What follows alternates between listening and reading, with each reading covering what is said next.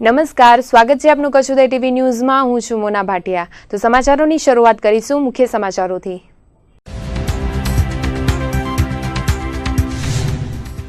નલિયાકાંડની ન્યાયિક તપાસ માટે સરકારે આપી ખાતરી. કેબિનેટની મળેલી બેઠકમાં લેવાયો મહત્વપૂર્ણ નિર્ણય. કોંગ્રેસે કરેલી માંગને સરકારે આખરે સ્વીકારી. ભુજના મિર્જાપરમાં 1,61,000ની તસ્કરી. બારીના સળિયા તોડીને નિશાચરો કરી ચોરી. ભુજ શહેર એ ડિવિઝન પોલીસે હાથ ધરી તપાસ. કચ્છના 5 પ્રવાસન સ્થળોના કરાશે વિકાસ. સરકાર દ્વારા 15 કરોડની કરાઈ જાહેરાત. પ્રવાસન સ્થળોને વિકસાવવા સર્વે કરીને ઘડાયું આયોજન. કચ્છના જંગલી ગધેડા પર યુપીમાં ગરમાયું રાજકારણ. અખિલેશ યાદવે કેમ્પિંગમાં ગુજરાત પ્રવાસનની કરી મજાક. ગુજરાતના મુખ્યમંત્રીએ પણ કર્યો પલટવાર. માંડવીમાં 437માં સ્થાપના દિનની કરાઈ ઉજવણી. વહેલી સવારે સાયકલ યાત્રા ખીલી પૂજનનું થયું આયોજન. વિવિધ સાંસ્કૃતિક કાર્યક્રમોનું કરાયું ભવ્ય આયોજન. કચ્છ સહિત સમગ્ર રાજ્ય અને દેશભરમાં હાહાકાર મચાવનાર નલિયાકાંડની ન્યાયિક તપાસની ખાતરી આખરે સરકારે આપી છે. કોંગ્રેસ દ્વારા પહેલાથી જ ન્યાયિક તપાસની માંગ કરાઈ રહી હતી અને ગઈકાલે પણ વિધાનસભા ગૃહમાં વિપક્ષી નેતા શંકરસિંહ વાઘેલાએ ન્યાયિક તપાસની માંગ ગૃહ સાથે કરી હતી. ત્યારે સીએમ વિજય રૂપાણી ન્યાયિક તપાસ કરવામાં આવશે તેવું આશ્વાસન આપ્યું હતું. જ્યારે આજે કેબિનેટની બેઠકમાં નલિયાકાંડ મુદ્દે શાસક અને વિપક્ષ બેઠક યોજાઈ હતી, જેમાં નિર્ણય લેવામાં આવ્યો હતો. વિધાનસભાના અધ્યક્ષની હાજરીમાં સીએમ વિજય રૂપાણી, ગૃહમંત્રી પ્રદીપસિંહ જાડેજા અને વિપક્ષી નેતા શંકરસિંહ વાઘેલા વચ્ચે એક બંધ બારણે બેઠક યોજાઈ હતી, જેમાં નલિયાકાંડ મુદ્દે ન્યાયિક તપાસ કરવાની ખાતરી રાજ્ય સરકાર દ્વારા આપવામાં આવી હતી. તેમજ હવે નલિયાકાંડની ચર્ચા વિધાનસભા ગૃહમાં ન કરવાની અપીલ કેબિનેટ પ્રધાન ભૂપેન્દ્રસિંહ ચુડાસમાએ કરી હતી. આજે 116 નિયમ હેઠળ વિધાનસભા ગૃહમાં ચર્ચા થવાની હતી, પરંતુ હવે સરકારે ન્યાયિક તપાસની ખાતરી આપ્યા બાદ ગૃહમાં નલિયાકાંડ બાબતે કોઈપણ જાતની ચર્ચા કરવામાં નહીં આવે તેમજ વિધેયકોની કામગીરી યથાવત રહેશે. હાઈ પ્રોફાઇલ નલિયા સેક્સ કાંડમાં ભાજપના નેતાઓની સંડોવણી બહાર આવતા કોંગ્રેસે પણ વિરોધ શરૂ કર્યો હતો અને હાઈકોર્ટના સિટિંગ જજ દ્વારા સમગ્ર કેસની તપાસની માંગ કરી હતી. ત્યારે હવે સરકારે પણ ન્યાયિક તપાસની ખાતરી આપી છે. ત્યારે જો એ તટસ્થ તપાસ થશે તો હજી પણ આ સેક્સ કૌભાંડમાં સંડોવાયેલા અનેક ચહેરા બેનકાબ થઈ શકે તેવી શક્યતા વ્યક્ત કરવામાં આવી રહી છે. નલિયા સામૂહિક દુષ્કર્મ કાંડમાં પીડિતાના પૂર્વ પતિએ પીડિતા પર ફરિયાદ નોંધાવ્યા બાદ આજે પીડિતાએ તેના પૂર્વ પતિ કલ્પેશ મોમાયા વિરુદ્ધ નલિયા કોર્ટમાં ફોજદારી નોંધાવી છે. તો પીડિતા પર દુષ્કર્મ આચરનારા 3 આરોપીઓના આજે રિમાન્ડ પૂર્ણ થતા તેમને નલિયા કોર્ટમાં હાજર કરવામાં આવ્યા હતા. સીટની ટીમે ફધર્સ રિમાન્ડની માંગ સાથે કોર્ટમાં રજૂ કરાયા હતા, પરંતુ નલિયા કોર્ટે ફધર્સ રિમાન્ડની માંગ ફગાવી દીધી હતી અને 3 આરોપીઓને જેલ હવાલે કરવાનો આદેશ કર્યા હતા. પોલીસે વિનોદ ઠક્કર, ચેતન ઠક્કર અને અશ્વિન ઠક્કરના 14 દિવસના રિમાન્ડ પૂર્ણ થતા તેમને કોર્ટમાં રજૂ કર્યા હતા અને કોર્ટના આદેશ મુજબ હવે આ 3 આરોપીઓને ભુજની પાલારા જેલમાં ધકેલી દેવામાં આવ્યા હતા. આ સમગ્ર કેસમાં અત્યાર સુધી પોલીસે 8 આરોપીઓની ધરપકડ કરી છે. તો બીજી તરફ દુષ્કર્મ કાંડની ભોગ બનેલી પીડિતાના પૂર્વ પતિએ તેના પૂર્વ પતિ પર આરોપ લગાવ્યો હતો કે તેને નગ્ન હાલતમાં મારતા એલસીબી કચેરી સુધી લઈ આવીશ. તે બાબતને લઈને પોતાની છબી ખરડાઈ હોવાથી પીડિતાના પૂર્વ પતિ કલ્પેશ મોમાયાએ પીડિતા વિરુદ્ધ ફરિયાદ નોંધાવી હતી. તો આજે પીડિતાએ તેના પૂર્વ પતિ વિરુદ્ધ જાનથી મારી નાખવાની ધમકી આપવામાં આવી હોવાની ફરિયાદ નલિયા કોર્ટમાં કરી છે. કોર્ટે આ કેસ અંગે જખૌ પીએસઆઈને તપાસ કરી રિપોર્ટ કોર્ટમાં રજૂ કરવાનું જણાવ્યું હતું. ભુજ તાલુકાના મિર્જાપર ગામે ગત રાત્રિના તસ્કરો ત્રાટક્યા હતા. ઘરની બારીના સળિયા તોડીને ઘરમાં રહેલ રોકડ રકમ તેમજ સોનાના દાગીનાની તસ્કરી કરીને હવામાં ઓજલ થઈ ગયા હતા. પ્રાપ્ત વિગતો અનુસાર મિર્જાપરમાં આવેલ આશાપુરા સોસાયટીમાં રહેતા શાંતાબેન દેવજી હાલાઈના મકાનમાં ગત રાત્રે ચોરીનો બનાવ બન્યો હતો. શાંતાબેન અને તેમની દીકરી હોલમાં સૂતા હતા, ત્યારે બારીના સળિયા તોડીને આરોપીઓ ઘરની અંદર પ્રવેશ્યા હતા. કબાટના લોક તોડીને તેમાં રહેલ 1,35,000 રૂપિયાના સોનાના દાગીના અને 26,000 રૂપિયા રોકડ રકમની તસ્કરી કરીને તસ્કરો નાસી છૂટ્યા હતા. ગત રાત્રિના 10 વાગ્યાથી સવારના 7 વાગ્યા દરમિયાન આ ચોરીની ઘટનાને અંજામ આપવામાં આવ્યો હતો. તસ્કરો કોઈ જાણભેદુ હોવાનું મનાઈ રહ્યું છે. આ અંગે એ ડિવિઝન પોલીસ મથકમાં 1,61,000 રૂપિયાની ચોરી થઈ હોવાની પોલીસ ફરિયાદ નોંધાઈ છે. આ છે આશાપુરા નગર, મિર્જાપરમાં જ આવે. આ સનસિટીની બાજુનો એરિયા કહેવાય. બનાવ એ બન્યો કે અમે રાત્રે 10:30થી સૂઈ ગયા હતા.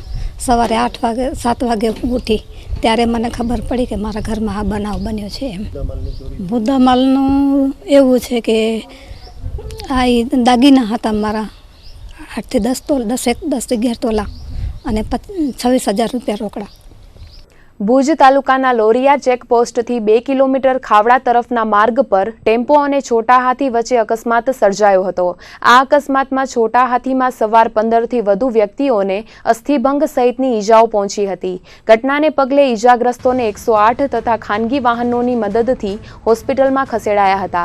પોલીસ સૂત્રોના જણાવ્યા અનુસાર ભુજ તાલુકાના માધાપર સમાવાસમાં રહેતો સમા પરિવાર આજે સવારે બન્નીના કોટડા ગામે મરણ પ્રસંગે છોટા હાથીમાં જઈ રહ્યો હતો.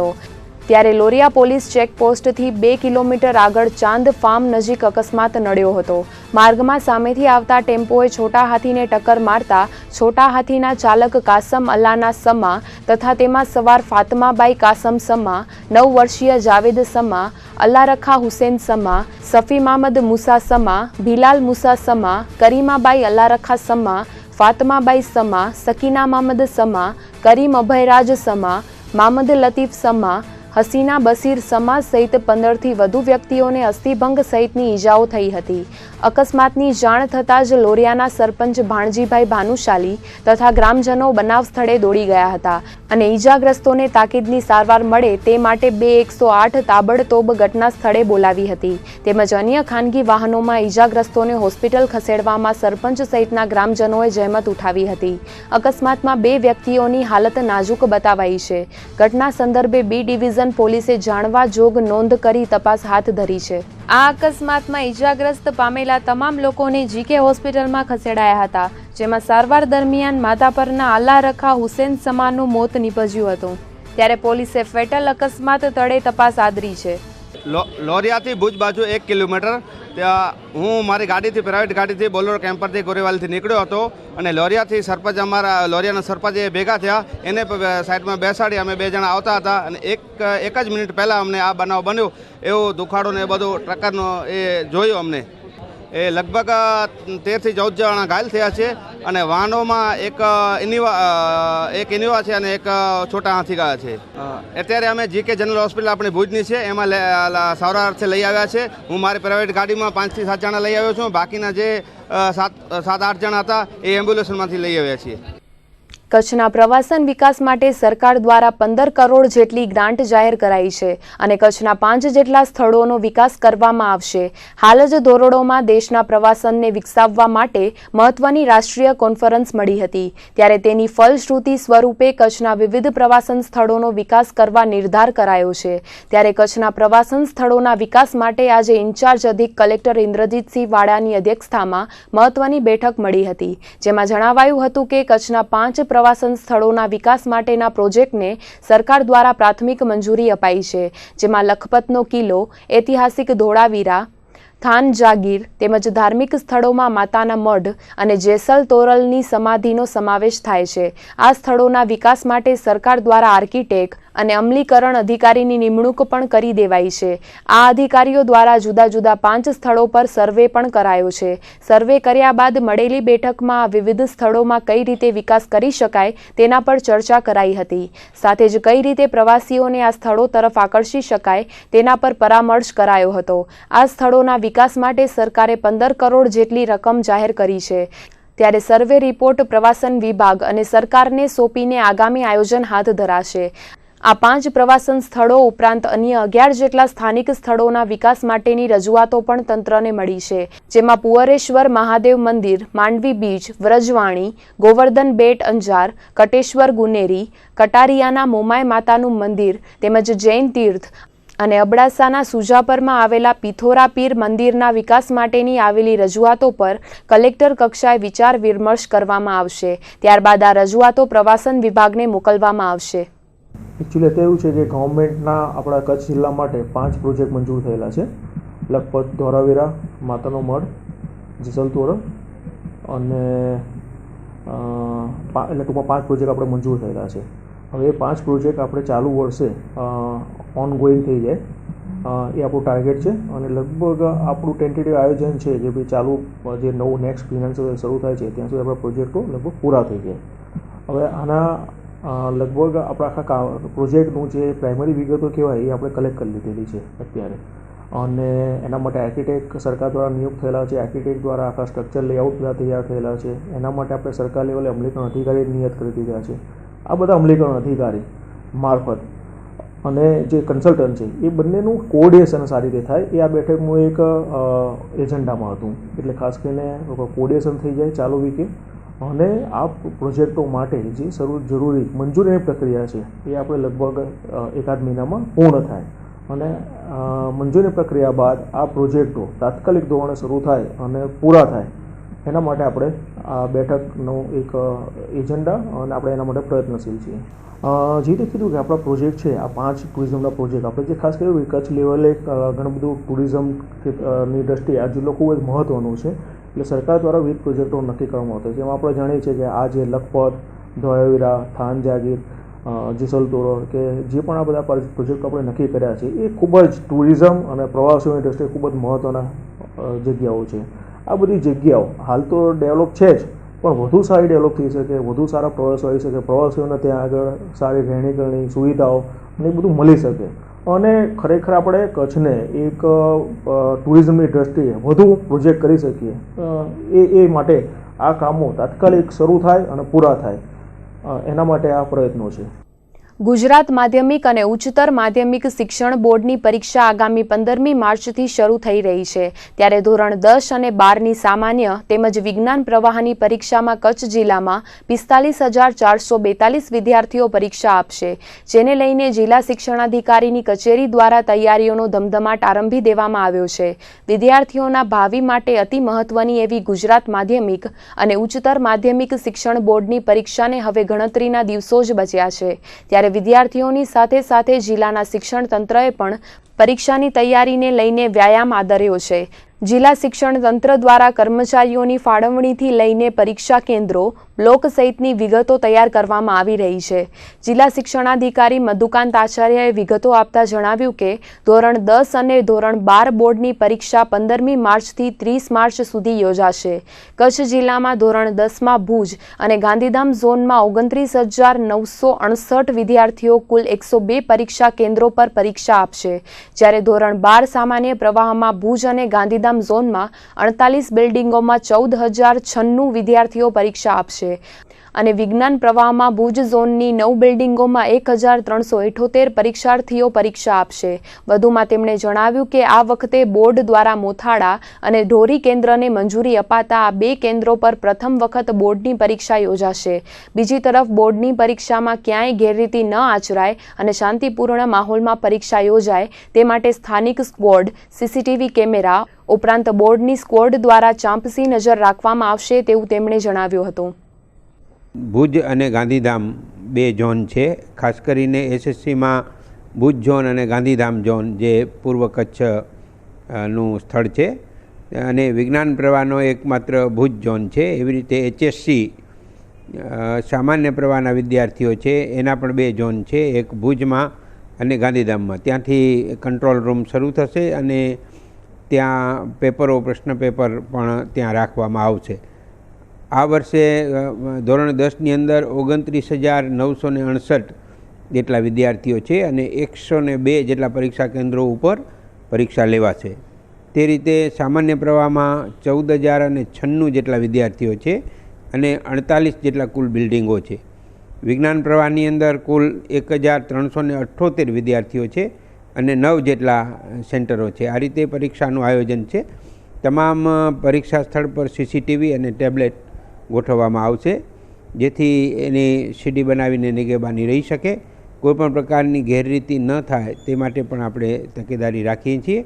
અત્યારે અમારે તારીખ 1 થી 7 સુધી એ દરેક શાળાઓને કહેલું કાઉન્સેલિંગ માટે કે દરેક વિદ્યાર્થીને એ અંગે માર્ગદર્શન આપે અને પરીક્ષા વારંવાર આવતી હોય છે એટલે એમાં કોઈપણ પ્રકારનો ભય રાખવાનો હોતો નથી એવી સમજણ જાહેર કાર્યક્રમો પણ ઘણા બધા જિલ્લાની અંદર ગાંધીધામ, ભુજ વગેરે સ્થળો પર અને શાળાઓમાં પણ થયેલા છે. કચ્છમાં ઠંડી ગાયબ થયા બાદ ફરીથી એકાએક લઘુત્તમ તાપમાનમાં ઘટાડો નોંધાયો છે. છેલ્લા 2 દિવસથી લાગતા ઠંડા પવનને પગલે લઘુત્તમ તાપમાનમાં 2 થી 5 ડિગ્રીનો ઘટાડો નોંધાયો છે. 16 થી 20 ડિગ્રી સુધી પહોંચેલું લઘુત્તમ તાપમાન ઘટીને 12 થી 16 ડિગ્રી વચ્ચે આવી ગયું છે. ત્યારે કચ્છીઓને ફરીથી સવાર સાંજ ઠંડીના ચમકારાનો અનુભવ કરવો પડે છે. જો કે ભર બપોરે તાપને કારણે બફાટ પણ અનુભવાય છે. કચ્છમાંથી ઠંડીએ અલવિદા લીધા બાદ ફરીથી ઠારનો માર શરૂ થયો છે. એક તબક્કે તો એવું લાગતું હતું કે આ વર્ષે 2.5 માસનો જ શિયાળો છે, પરંતુ ફરીથી ઠંડીએ સામાન્ય જોર પકડ્યું છે. ગામઠી રીતે ચર્ચાતી લોકવાયકાઓ પ્રમાણે હોળી તપ્યા બાદ ઉનાળો શરૂ થાય છે, પણ આ વર્ષે તો મહાશિવરાત્રી પૂર્વે જ તાપ શરૂ થઈ ગયો છે. તેમાંય છેલ્લા એકાદ સપ્તાહથી તો જાણે ઠંડીએ સંપૂર્ણ વિદાય લીધી હોય તેવું જોવા મળ્યું હતું, પરંતુ છેલ્લા 2 દિવસથી ફરી સામાન્ય ઠાર જોવા મળી રહ્યો છે. ત્યારે આજે નોંધાયેલા તાપમાન પર નજર કરીએ તો નલિયામાં લઘુત્તમ તાપમાન 12.6 ડિગ્રી સેલ્સિયસ નોંધાયું હતું. બંદરીય, માંડવી અને કંડલા એરપોર્ટમાં લઘુત્તમ તાપમાન 13.5 ડિગ્રી રહ્યું હતું. કંડલામાં 16 ડિગ્રી અને જિલ્લા મથક ભુજનું લઘુત્તમ તાપમાન 16.5 ડિગ્રી સેલ્સિયસ નોંધાયું હતું. યુપીની રેલીમાં ગુજરાતના ગધેડાઓનું કેમ્પિંગ થતાં રાજકારણ ગરમાયું છે. અખિલેશ યાદવે ગુજરાતના ગધેડા વિશે ભાષણ કરીને વિવાદ ખડો કર્યો છે, તો ગુજરાતના સીએમ વિજય રૂપાણીએ પણ વળતો પ્રહાર કર્યો છે. ત્યારે જોઈએ આ ખાસ અહેવાલ.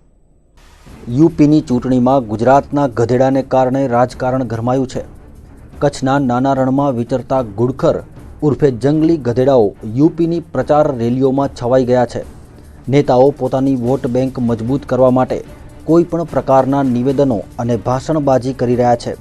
કચ્છના ગુડખરને સ્વપ્ને પણ ખ્યાલ નહીં હોય કે તેમના નામનો ઉપયોગ યુપીની પ્રચાર રેલીઓમાં થશે.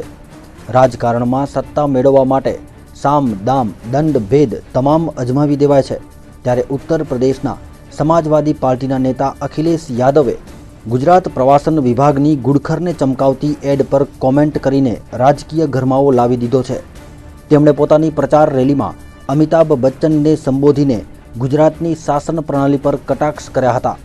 તેમણે કહ્યું હતું કે હમ ઇસ સદી કે મહાનાયક से कहना चाहते हैं कि आप गुजरात के गधों का प्रचार करना બંધ કીजिए. આ રીતે શરૂઆત કરીને તેમણે આકરા વાકબાણ છોડ્યા હતા અને ગુજરાતના પ્રવાસન પર કટાક્ષ સાંધવાની સાથે બેવડા અર્થપ્રયોગથી નેતાઓને પણ આડે હાથ લીધા હતા.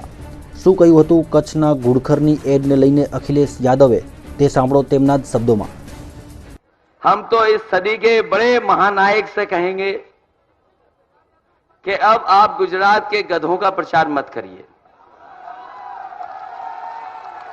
और वो चुनाव बगल में है, इलाहाबाद में बाद में बगल में है, और हम तो पत्रकार साथियों से कहेंगे, आपके टीवी पे भी चला होगा, हम इस सदी के सबसे बड़े महानायक से निवेदन करेंगे कि अब आप गुजरात के गधों का प्रचार मत करिए. और जिन्होंने ऐड देखा होगा वो जानते होंगे. बताओ कहीं गधों का भी प्रचार होता है क्या? अगर गधों का प्रचार होने लगा तो कैसे काम चलेगा? तो बताओ, गुजरात के लोग तो गुजरात के गधों का भी प्रचार करवा रहे हैं कि क्या ऐड है वो गधे वाला, कहो तो हम पढ़ दें पूरा का पूरा. बड़ी मुश्किल से हमें मिला ये गधे वाली कहानी, और उस ऐड में निकलता है कि अगर अगली बार कोई आपको गधा कहे तो बिल्कुल बुरा न मानिएगा, बल्कि आप उसको थैंक यू बोलिएगा. मैं बताता हूं क्यों. तो याद रहे, गधा कोई गाली नहीं, गधा कोई गाली नहीं, तारीफ की थाली है. ये खुशबू है वाइल्ड लाइफ की, उनकी देखभाल की, एक खुशबू है गुजरात की. હવે જરા એ પણ જુઓ કે ગુડખરને ચમકાવતી જે એડ છે તે શું છે. કઈ રીતે અમિતાભ બચ્ચને કચ્છના નાના રણમાં લુપ્ત થતા ગુડખરનો પ્રચાર કર્યો હતો તેની એક ઝલક. अगली बार कोई आपको गधा कहे तो बिल्कुल बुरा मत मानिएगा, बल्कि उसे थैंक यू बोलिएगा. मैं बताता हूँ क्यों. गुजरात का सरताज इंडियन वाइल्ड एस, ये जनाब पूरी दुनिया में सिर्फ यही मिलेंगे. अहमदाबाद से 1.5 घंटा दूर गुजरात की वाइल्ड एस सेंचुरी में. महीनों हो गए इनको नहाए हुए, मगर दिखते हैं एकदम नीट एंड क्लीन. ये वो शहर वाला गधा नहीं है जो सड़क पर खड़ा कोई गहरी बात सोचता रहता है. इसके पास खड़े होने और सोचने की फुर्सत कहाँ. 70 किलोमीटर प्रति घंटे की रफ्तार से भागते हैं ये भाई साहब। बड़ा हैंडसम जानवर है, सर्वगुण संपन्न, एक ऐसा गधा जो सारे गधों का नाम रोशन कर रहा है। ऐसे 4500 हैं यहाँ और खूब फल फूल रहे हैं गुजरात के आंगन में। तो याद रहे, गधा कोई गाली नहीं, तारीफ की थाली है। यह खुशबू है वाइल्ड लाइफ की, उनकी देखभाल की। यह खुशबू है गुजरात की। टिकट कटवा लो, दूरबीन रख लो हाथ में, अब कुछ दिन गुजारो गुजरात। યુપીની રેલીમાં અખિલેશ યાદવે કરેલા બયાન બાદ ગુજરાતના મુખ્યમંત્રી વિજય રૂપાણી પણ છંછેડાયા છે અને તેમણે અખિલેશ સામે તીર સાંધતા કહ્યું હતું કે યુપીમાં સમાજવાદી પાર્ટીને હાર દેખાઈ રહી છે અને તેઓ ડિપ્રેશનમાં આવીને આવી બેફામ બયાનબાજી કરી રહ્યા છે। તેમના નિવેદનને કારણે ગુજરાતનું અને દેશમાં વસતા તમામ ગુજરાતીઓનું અપમાન થયું છે, માટે માફી માંગવી જોઈએ। जो पिछले चरण में मतदान हुआ, अखिलेश जी स्वयं हार देख रहे हैं। बीजेपी की सरकार आने वाली है, इसलिए डिप्रेशन इस बयान से दिखाई पड़ता है, क्योंकि उत्तर प्रदेश के चुनाव में ये कोई रिलेवेंट बात नहीं है, फिर भी वो बोलते हैं। तो इसका मतलब यह है कि अब वो फ्रस्ट्रेटेड है, चुनाव हारने वाले हैं, इसलिए ऐसा वैसा बयान कर रहे हैं। गुजरात के गधों का कैंपेन, ये पूरा गुजरात का अपमान है, समग्र विश्व में बसे हुए गुजरातियों का अपमान है। રાજકારણમાં નેતાઓ કોઈ પણ વિશે ગમે તેવી ટિપ્પણીઓ કરતા હોય છે। પોતાની વોટ બેંકને મજબૂત બનાવવા લુપ્ત થતા પ્રાણીની પ્રજાતિને પણ છોડતા નથી, તે વાસ્તવિકતા છે। બ્યુરો રિપોર્ટ, કચ્છ ઉદય ટીવી ન્યૂઝ।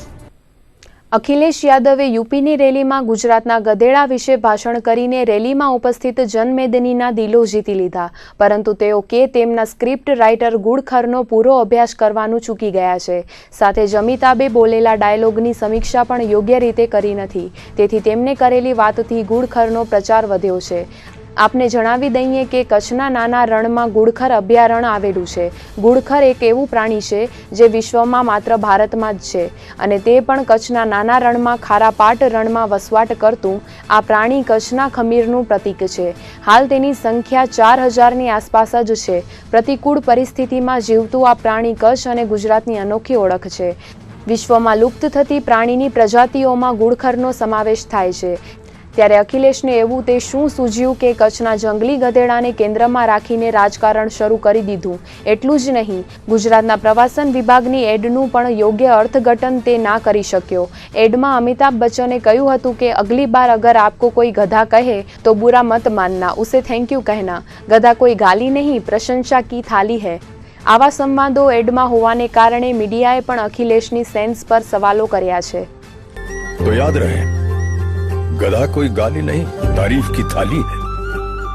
यह खुशबू है वाइल्ड लाइफ की, उनकी देखभाल की। यह खुशबू है गुजरात की। બંદરીય શહેર તરીકે ઓળખાતા માંડવી શહેરનો આજે 437મો સ્થાપના દિન ઉજવાયો હતો। સ્થાપના દિન નિમિત્તે માંડવી શહેરમાં વિવિધ કાર્યક્રમોનું આયોજન કરવામાં આવ્યું હતું। આજથી 437 વર્ષ પહેલા કચ્છના મહારાવે માંડવીમાં ખીલી ખોડીને શહેરની સ્થાપના કરી હતી। ધીમે ધીમે માંડવી શહેરનો વિકાસ થવા લાગ્યો હતો। શહેરમાં દરિયાની ભેટ તો કુદરતે આપી હતી અને ત્યારબાદ માંડવી શહેરમાં વહાણવટા ઉદ્યોગનો વિકાસ થવા લાગ્યો હતો અને હવે માંડવી શહેર અને બીચ કચ્છની અસ્મિતા બની ચૂક્યું છે। આજે માંડવી શહેરના સ્થાપના દિન નિમિત્તે માંડવી નગરપાલિકા ખાતેથી સવારે 7:30 વાગ્યે સાયકલ યાત્રાનું આયોજન કરવામાં આવ્યું હતું, જેમાં માંડવી નગરપાલિકાના પ્રમુખ અને નગરસેવકો આ યાત્રામાં જોડાયા હતા। આ સાયકલ યાત્રા માંડવીના દરિયાઈ દ્વાર ખાતે પહોંચી હતી, જ્યાં ધાર્મિક વિધિ સાથે ખીલી પૂજન કરવામાં આવ્યું હતું, જેમાં માંડવી શહેરના લોકો પણ મોટી સંખ્યામાં ઉપસ્થિત રહ્યા હતા। તો સાંજે પણ વિવિધ સાંસ્કૃતિક કાર્યક્રમોનું આયોજન કરવામાં આવ્યું હતું। આજે આપણે વિદ્યાર્થીઓના સાથ અને સહકારથી, શાળાના આચાર્યશ્રીઓના સાથ અને સહકારથી સાયકલ રેલીનું ભવ્ય આયોજન કરી શક્યા। જુદા જુદા સ્લોગન સાથેની રેલી નીકળી અને અત્યારે આપણે સૌએ સાથે મળી અને માંડવીના 437માં સ્થાપના દિવસની આપણે ભવ્ય ઉજવણી કરી। માંડવી શહેરના વિકાસની જ્યારે વાત કરીએ તો માંડવી શહેરના અમારા કાઉન્સિલર મિત્રો દરેકે દરેક ક્ષેત્રની અંદર પોતપોતાની રીતે કામ કરે છે અને માંડવી એક વિકાસમાં ઊંચેરું ના મેળવે એ માટે અમે સૌ પ્રયત્નશીલ છીએ। એમાં ખાસ કરીને શિક્ષણ અને ઇકોનોમિક દ્રષ્ટિએ માંડવીનો વિકાસ થાય, માંડવી ડિજિટલ બને, સૌ માંડવીવાસીઓ કેશલેસ વ્યવહાર કરતા થાય અને આપણું વડાપ્રધાન મોદી સાહેબનું જે સ્વપ્ન છે, मेरा देश बदल रहा है, आगे बढ़ रहा है, तो आज हूँ अपना माध्यम द्वारा एटलू ज कहीश कि मेरा मांडवी बदल रहा है, आगे बढ़ रहा है અને માંડવીને એક ગ્રીન સિટી કે રળિયામણું સિટી, સુંદર city, smart city, digital city બનાવવા માટે અમે સૌ સારા પ્રયત્નો કરીશું અને માંડવીની પ્રજાએ અમને જે વિશ્વાસ મૂકી અને અહીંયા લોકોની વચ્ચે મૂક્યા છે તો લોકોની સુખાકારી જળવાઈ રહે એ માટે અમારા દરેક કાઉન્સિલર મિત્રો છે એ ખાસ કરીને બધા સહયોગ આપશે જ એવી હું બધા વતી આપના માધ્યમ દ્વારા લોકોને ખાતરી આપવા માંગુ છું. જિલ્લામાં કાર્યરત સોનોગ્રાફી સેન્ટરોને PNDT એક્ટ અંતર્ગત પોતાની તમામ માહિતી જિલ્લા પંચાયતને સુપરત કરવાની હોય છે. દર મહિને આંકડાકીય માહિતીનો રિપોર્ટ તૈયાર કરવાનો હોય છે.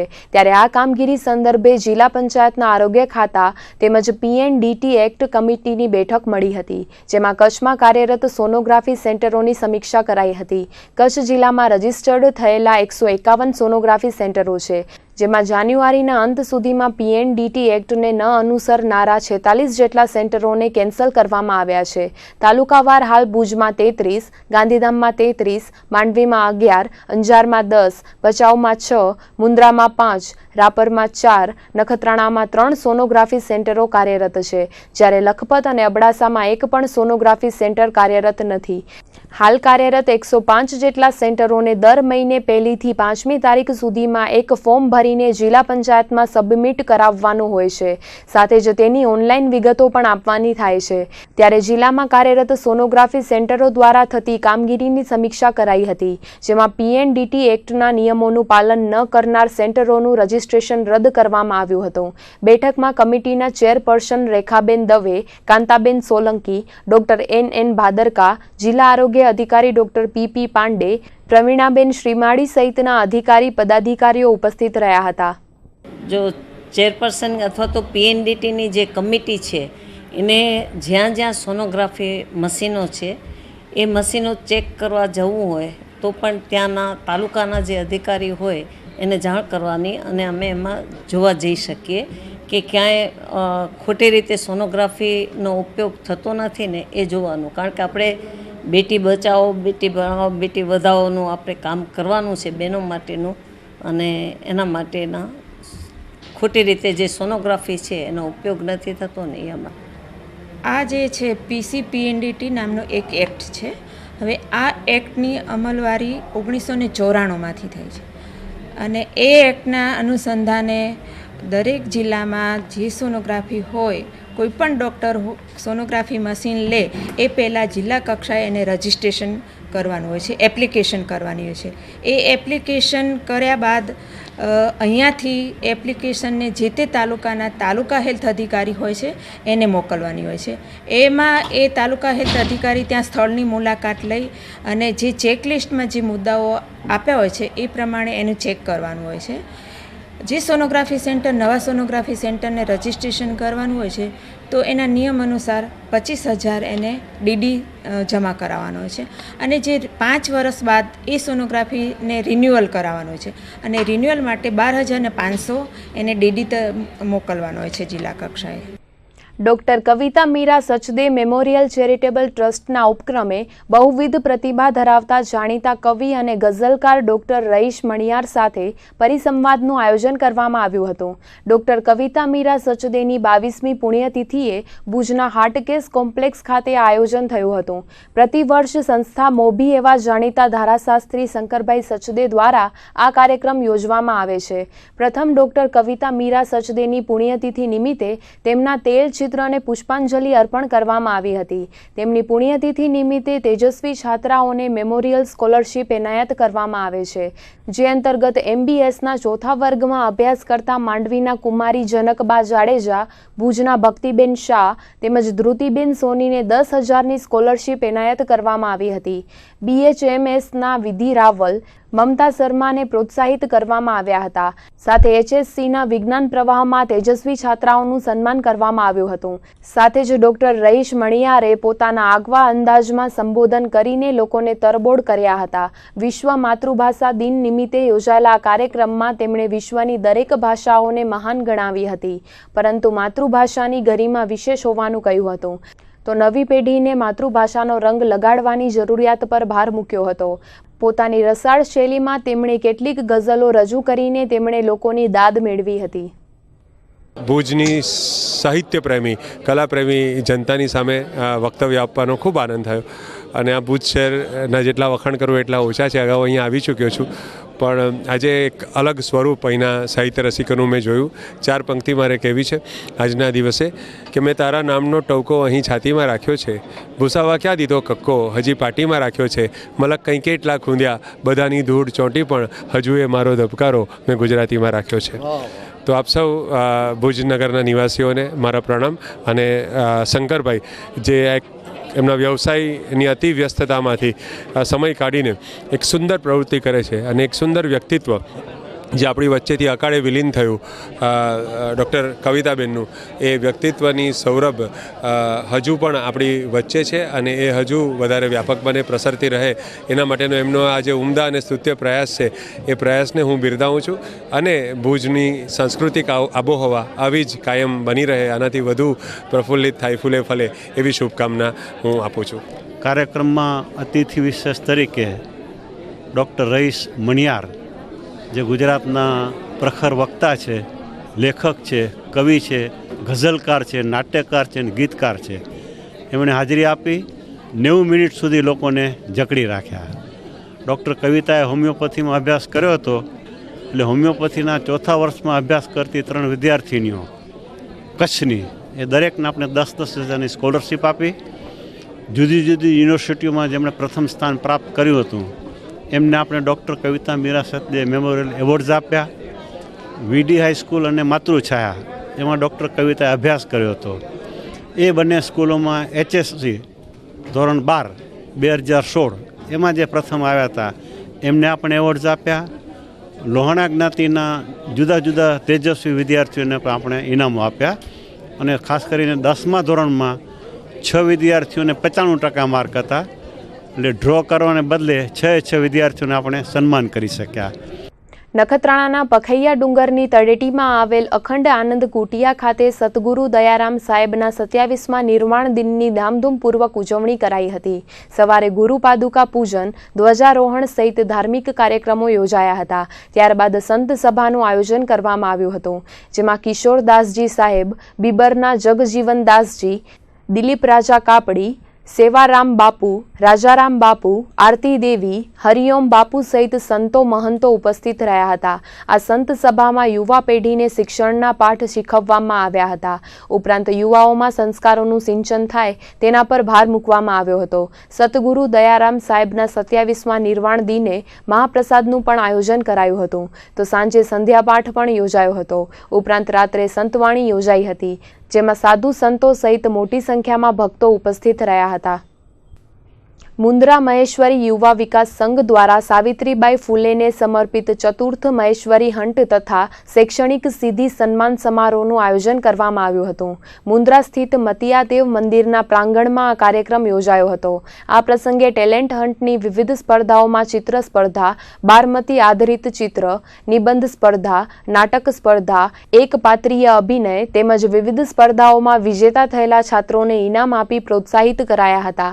આ પ્રસંગે BEd કોલેજના આચાર્ય ડોક્ટર લાલજી ફફલ, ડોક્ટર જગદીશ ધુઆ, રમેશભાઈ રોસિયા, મુન્દ્રા મહેશ્વરી સમાજના પ્રમુખ મગન ધુઆ, આદિપુર માનવતા ગ્રુપના ગોવિંદ દનીચા, ડોક્ટર મંથન ફફલ, વાલજીભાઈ ફફલ ખાસ ઉપસ્થિત રહ્યા હતા. આ પ્રસંગે મહેશ્વરી યુવા વિકાસ સંઘના નારણભાઈ માતંગ, મેઘજીભાઈ કોચરા, દેવજીભાઈ આયડી, નાવરભાઈ કોચરા, હરેશ મોથારિયા સહિતના આગેવાનોએ જહેમત ઉઠાવી હતી.